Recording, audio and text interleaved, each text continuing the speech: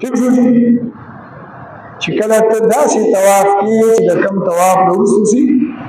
سعی دا پړو به پرېږدي او دا به دې جوخرې ولي بیا به دا شروع د شا د اړخه دا پړو په دې کسه وګه باندې پروت او د ښي د مخې نه به دا په دې باندې راواړې نو کسه وګړي د سادلې په دواړو پلوونو کې پټه شوه یو پلو د شا نه پرې راغی او بل د مخې نه او کسه وګړي کولو شوه د دې عمل نوم دی استباع څه نوم دی استباع دا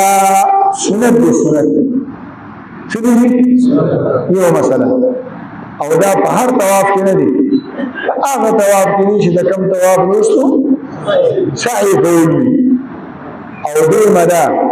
چې دا بنه د طواف نه مخکې کې او نه د طواف نه وروسته بیا سیر چې کومه کې طواف شروع کړو دا څه وکړي او بل چې دا به د طواف وو شکل وکړي رمل په دریو شکل وکړي او دا وګورئ په وو شکل وکړي ښکاري دا په حج کې چې کوم سیزونه ستاسو مخې ته راځي دا دی هغه یو خاکه ستاسو مخې ته راله نو بیا چې ځئ که نه او دا کومې خبرې تاسو اورېدلې او هلته کې مو نظر لګي دا یو شی ده تاسو ته دا وایي چې شیدې ته دا وایي دې ته دا وایي دې ته دا وایي دې ته دا وایي نن دا سبق شو سبا به انشاءالله دې اخري نور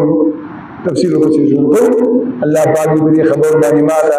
خدا شکر ته عمل توفیق منا نصیب کړي او الله دې متاسفون ته آسان کړي